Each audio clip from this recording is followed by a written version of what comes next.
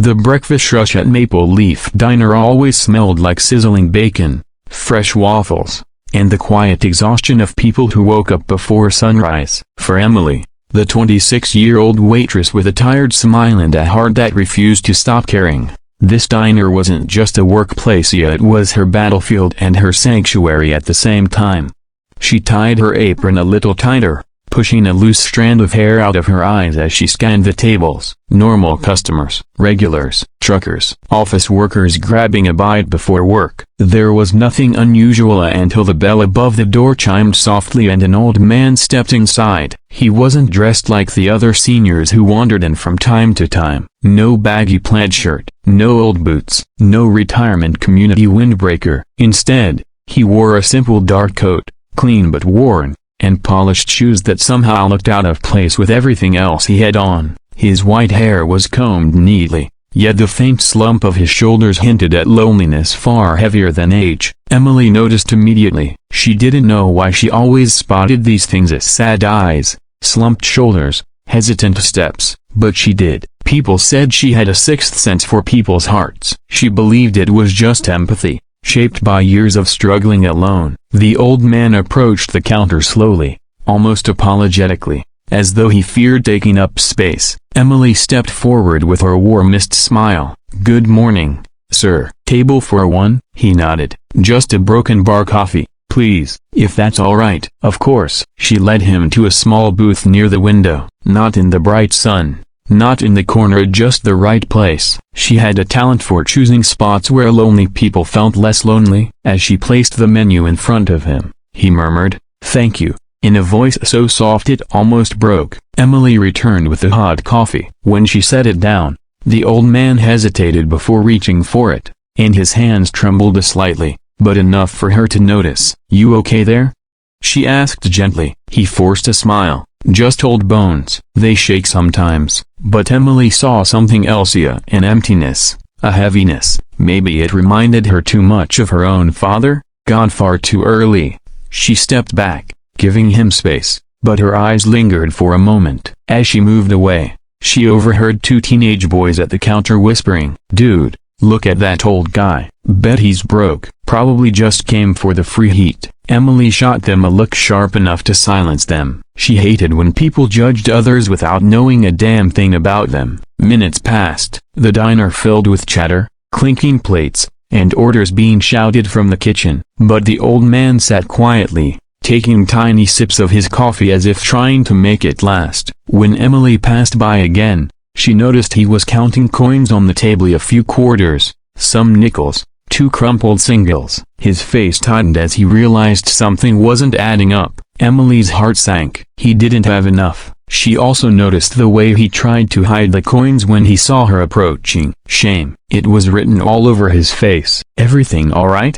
she asked. He swallowed. "Yeah, broken bar may need a minute. I think I miscalculated. I'm sorry." Her smile didn't falter. "Don't worry about it. Take your time." She walked away but didn't get far. Something tugged at her compassion stronger than reason. When she returned a moment later, she carried a small plate, a free blueberry muffin warmed with butter melting into its cracks. The old man looked up in confusion. "I didn't order this," he said gently. "It's on the house," Emily replied. "No one should drink coffee without something sweet." He stared at her, really stared as though it had been years since someone did something kind without expecting anything back. His eyes glistened. "You're very kind, young lady." "Thank you." Emily shook her head. "Just doing my job." But really, she wasn't. Most waitresses didn't comp food without asking the manager. But Emily knew hunger, knew what it felt like to be too proud to ask for help. So she never waited for people to ask. A few minutes later,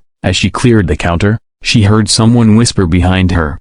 It was Jacob, the manager, short-tempered, impatient, and infamously allergic to generosity. "You gave that away for free, didn't you?" he hissed. Emily sighed. "He didn't have enough money. He's just one person." Jacob crossed his arms. "We're not a charity. Every dollar counts." "Then take it out of my tips," Emily said quickly, not giving him room to argue. "You think that solves it? If word gets out that we give handouts, Jacob." Her voice steadied. He needed it. Jacob rolled his eyes and walked away, muttering something about soft-hearted fools. She ignored him. Her attention drifted back to the old man. He was eating slowly, savoring every bite as if each crumb carried warmth he'd long forgotten. Eventually, he stood to leave. Emily hurried over before he could say anything. "It's taken care of," she said softly. "You're good." He opened his mouth to object, but instead, his voice cracked. "You didn't have to do that." "I know," she replied, "but I wanted to." He looked at her as though she had restored something inside him, something fragile, something important. Then he said something that made her pause. "You remind me of my daughter. She passed away last year. She was a broken bar kind, like you." Emily felt her throat tighten. "I'm so sorry." He nodded, gave a faint, grateful smile, and walked out into the morning light. She watched him go, unaware that this tiny moment of kindness, a one cup of coffee, one muffin, was about to change her life in ways she could never have dreamed. Because that old man wasn't just a quiet senior counting coins. He was Harrison Cole, the reclusive billionaire owner of coal industries, a man with no remaining family, a man searching for one last reason to believe in people again. And Emily had given him exactly that, but she didn't know it yet. For now, all she knew was that she'd made someone's morning a little brighter. Little did she know a broken bar. He was about to make her future shine in ways she never imagined. Emily didn't expect to see the old man again. In her world, people drifted in and out like passing seasons. Some stayed, most didn't. Life had taught her not to expect returns on kindness. You give because you can, not because it will be remembered. So the next morning, when she walked into the diner at 6 a.m., rubbing the sleep from her eyes, she didn't imagine for a second that her life was about to take a sharp turn. The counter was empty, the air still quiet before the breakfast rush. She slipped her apron on, tied her hair up, and began arranging syrup bottles when the bell chimed softly. Emily turned. It was him, the old Mana Harrison, though she still didn't know his name. He walked in wearing the same dark coat, but today his posture was straighter. His eyes, although still shadowed with loneliness, carried something else. Warmth, hope. He approached slowly, as if unsure whether he belonged there. Emily offered her usual gentle smile. "Good morning. Nice to see you again." He hesitated before answering. "Yeah, broken bar. Wasn't sure if you'd remember me." "I remember everyone," she said lightly, "especially kind people." He blinked, surprised. "Kind? You thanked me 5 times yesterday." She laughed softly. "Most people don't bother with one." He chuckled barely, but it was there, a small, delicate sound, like a hinge opening after years of rust. She led him to the same booth near the window. "Coffee?" "Yes," he said, settling in. "Please." When she returned, he seemed nervous, fidgeting with the edge of the table, glancing around as if expecting someone to scold him for being there. "You okay?" Emily asked again. He nodded. "Yes, it's just a broken bar. I've been alone a long time." Something squeezed inside her chest. She wanted to ask more, but customers began filing in and she had to move. Still, every time she passed his table, he watched her, not in a strange way, but in a way that suggested he was trying to understand her, trying to piece together why someone like her, young, exhausted, clearly struggling, would give anything away for free. Half an hour later, when she finally had a moment, she stopped by. "How's the coffee?" He smiled weakly. "Warmer than my home." It took her a second to register the weight behind the sentence. "Do you, a broken bar, live alone?" she asked gently. He nodded. "My wife passed 8 years ago, my daughter last year. Since then, it's a broken bar." Quiet. He looked out the window. Too quiet. Emily swallowed hard. She knew that kind of quiet. After her father died, grief wrapped itself around their home like fog. Her mother left soon after, unable to handle life without him. Emily raised herself from 16 onward. Quiet became survival. "I'm sorry," she said softly. "Don't be," he replied, though his voice trembled. "It's simply life." "But yesterday a broken bar, you made it feel different, lighter." Emily smiled, embarrassed. "It was just a muffin." "It was humanity," he corrected gently, "something rare." She didn't know what to say, so she said nothing. The diner filled with noise again, and she hurried off to handle plates, orders, cranky customers, and Jacob's constant complaining. By noon, she felt the familiar ache in her feet and lower back,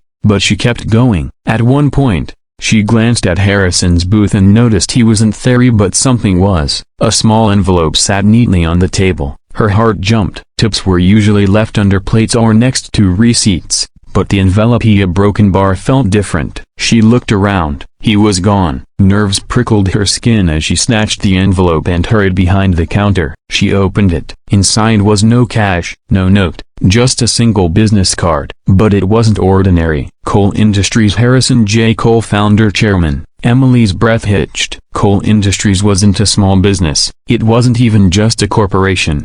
It was one of the biggest private companies in the state, a giant in real estate, construction, and technology. Everyone knew the name, but the founder, he hadn't appeared in public in years. Rumors said he was too ill. Others said he'd withdrawn from public life after losing his daughter. Some said he'd moved away altogether. Emily stared at the card, stunned. That old guy? Jacob snorted behind her. He forget to pay again? Emily shook her head silently, slipping the card into her pocket before Jacob could snatch it. For the rest of her shift, her thoughts kept spinning. Why would a billionaire come here? Why would he count coins? Why wouldn't he mention who he was? Why a broken bar leave his card for her? By the time she finished the evening shift, exhaustion clung to her like damp clothes. She clocked out and headed home to her tiny apartment, a space barely big enough for a bed, a table, and the lingering dreams of a better life.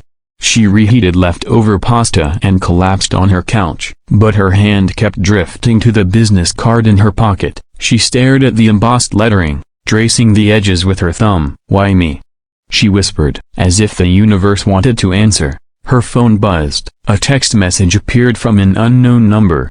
"Thank you again for yesterday and today. If you ever need help, or simply someone to talk to, please don't hesitate. A. Harrison." Emily sat frozen. Billionaire didn't text waitresses. They didn't offer help. They didn't send gentle, grateful messages. They didn't reach out to strangers who gave them free muffins. Something inside her stirred at the same warmth she felt when she saw him struggling with his coins. She typed slowly, "You don't owe me anything. I just wanted to help." His reply came quickly. "Kindness never goes unnoticed, Emily." Not by the right people. A strange flutter rose in her chest. She hesitated, then typed, "Are you doing okay tonight?" There was a long pause. She wondered if she had stepped out of bounds, if billionaires had stricter rules of distance. "Then, better than usual, because someone remembered me today." Emily's eyes stung. "I'm glad." She almost put the phone down when another message arrived. "If you're free tomorrow, I'd like to come by again, not for coffee, to talk." Emily's breath caught. "Talk? About what?" she responded. "Of course, I'll be here." And she would be, not because he was a billionaire, but because she sensed something deeply human inside him, something fragile and aching for connection. He wasn't reaching out as a rich man. He was reaching out as a lonely one. She fell asleep with the phone still in her hand, unaware that this simple conversation was only the beginning. Because Harrison Cole didn't just come back to talk. He came back with a plan that would change Emily's life, a plan she wasn't prepared for, a plan that would shake her world in ways she never expected. Tomorrow, everything would begin to unfold, and Emily's life, once quiet and unremarkable, was about to step into the kind of story people dream about but never believe could happen to them. 2 days passed with no sign of him, and Sophie felt an ache she couldn't name. She worried about him. The weather was freezing. What if he had no place to stay? No family? No support? On the third morning, a sleek black car pulled into the diner's parking lot. Sophie stared, confused. Out stepped a man in a tailored suit. He approached her counter. "Are you Sophie Miller?" "Yes." "A broken bar." The man handed her an envelope, bowed politely, and left without explanation. Inside was a crisp letter with gold-embossed initials, AB. Her hands trembled as she opened it. "Dear Sophie, I must apologize for not coming in these past 2 days. I've been preparing something. You bought me a cup of coffee without expecting anything in return. No judgment, no hesitation, just kindness. I am not a poor man. My name is Arthur Brenton. I built Brenton Innovations. Perhaps you've heard of it. But after my wife and daughter passed away, I walked away from everything. I wanted to know if kindness still existed in the world, if people still cared without motive. You answered that question for me. I have spent my life building businesses. Now,